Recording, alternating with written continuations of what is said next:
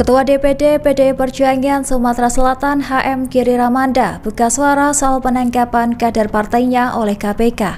Pasalnya anggota DPRD Ogan Komering Ulu dari PDI Perjuangan Verlan Juliansyah diciduk dalam kasus korupsi di Dinas Pekerjaan Umum dan Penataan Ruang setempat. Assalamualaikum warahmatullahi wabarakatuh. Balik lagi bersama kami di Kajian Online Daily.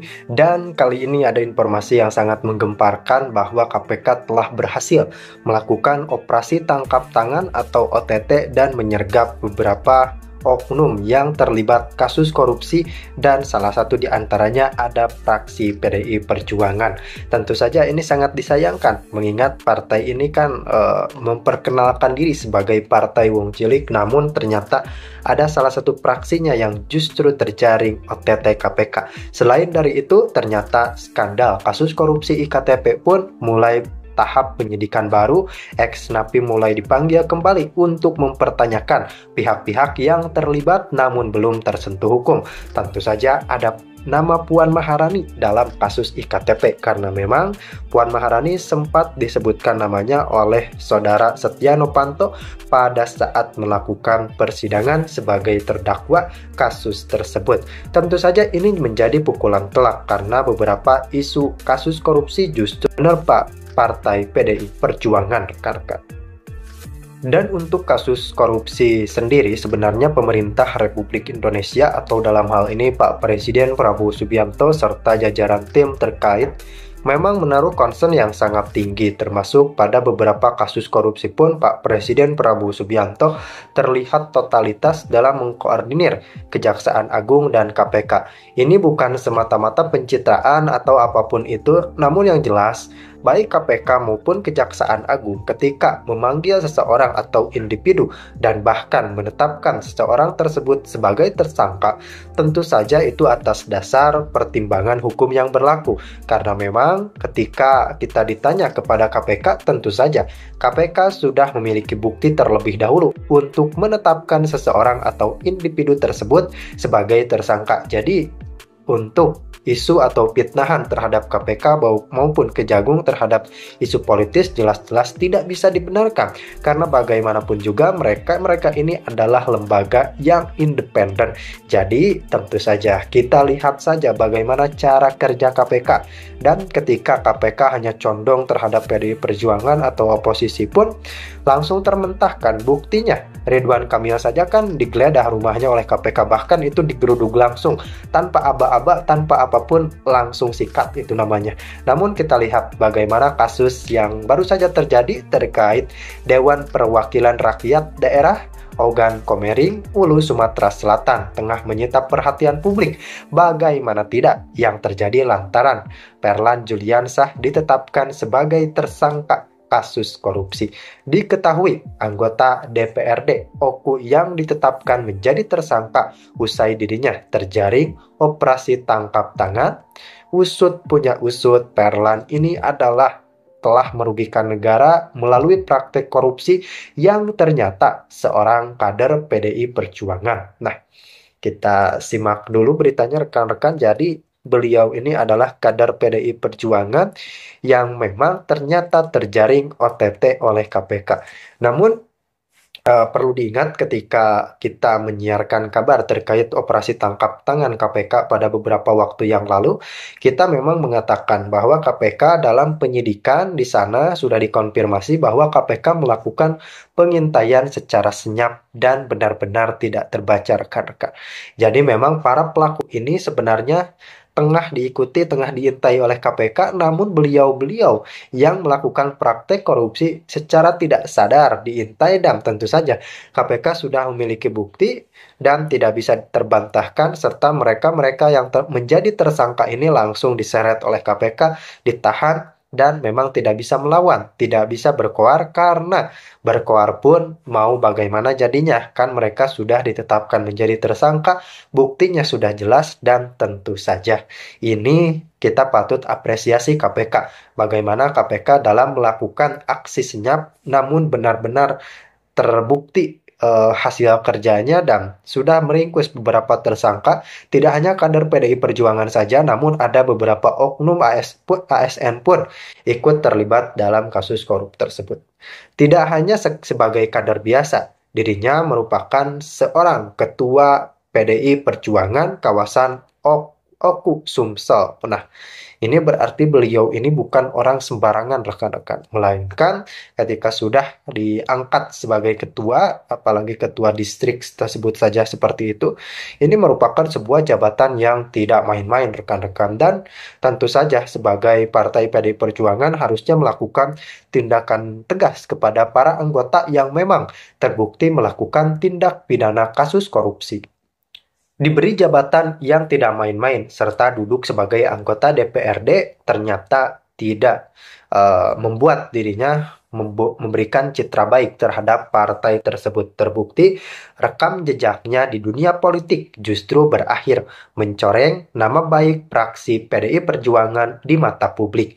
Tidak lain hal tersebut lantaran dirinya tersandung kasus korupsi dengan meraup keuntungan uang negara hingga mencapai 2,6 miliar rupiah. Nah, ini lebih seru kasusnya karena memang PDI Perjuangan benar-benar diterpa isu kasus korupsi, isu kasus suap yang sangat-sangat luar biasa rekan-rekan. Mulai dari Hasto, penyelidikan Harun Masiku, kemudian pencekalan terhadap Yosana Lawli, dan skandal kasus korupsi IKTP yang sekaligus menyeret 3 nama petingginya. Tentu saja ini benar-benar menjadi pukulan telak bagi partai tersebut yang ternyata ada beberapa kasus yang di dalamnya ada keterlibatan oknum kader partai tersebut. Yang mana praktik kriminal tersebut bermula sejak para anggota DPRD terlibat merumuskan rancangan anggaran pendapatan dan belanja daerah pada 1 Januari 2025.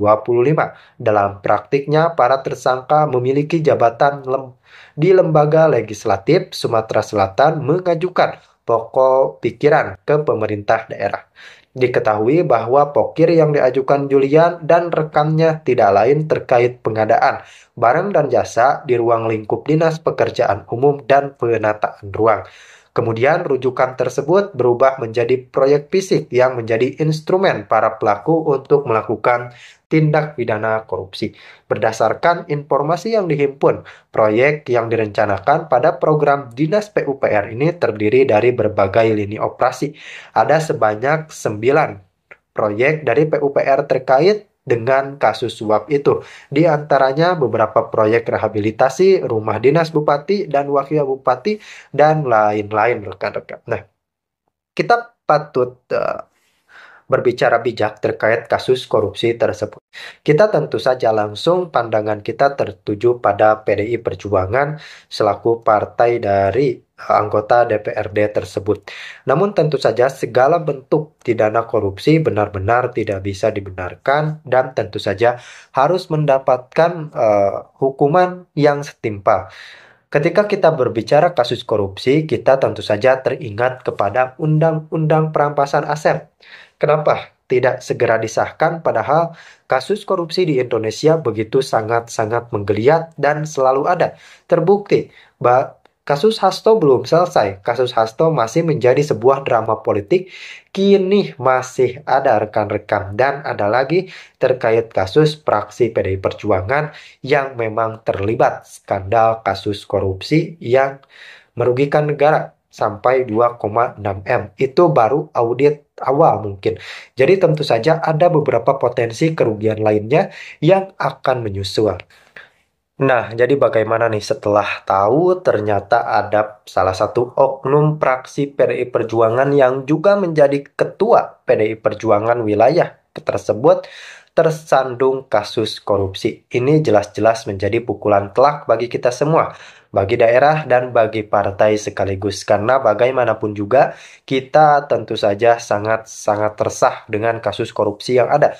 Maka dari itu kita berharap secepatnya Undang-Undang Perampasan Aset segera disahkan karena ini benar-benar sudah darurat. Seperti kalau Pak Presiden ke-7 kita berkata kepada DPR, Ini ranahnya Undang-Undang Perampasan Aset sudah sangat penting dan mendesak, dan benar-benar tidak ada waktu lagi untuk banyak-banyak, tidak ada waktu untuk basa-basi.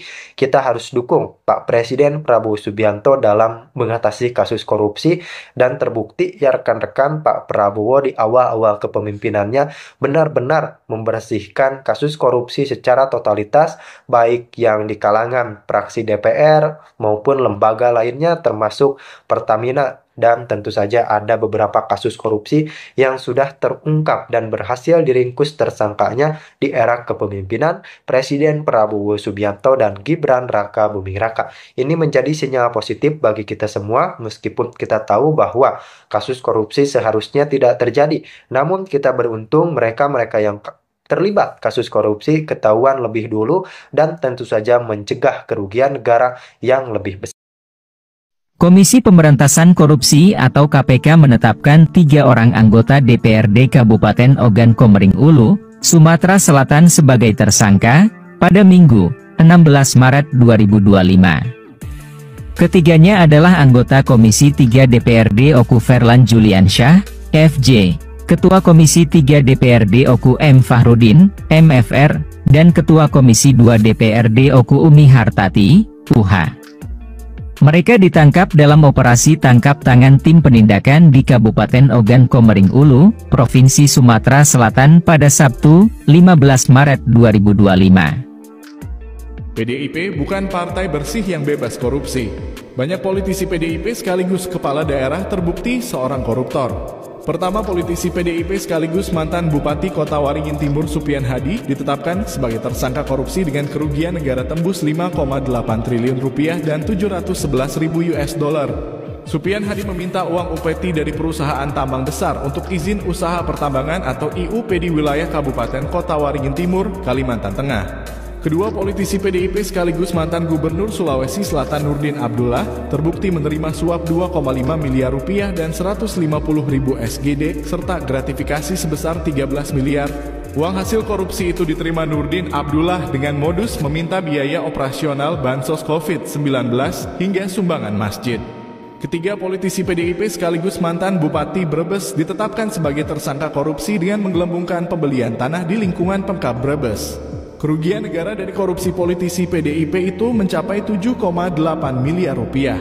Keempat, politisi PDIP mantan Wali Kota Tegal Iqmal Jaya terdakwa korupsi pengadaan lahan tempat pembuangan akhir atau TPA dengan kerugian negara 35 miliar rupiah.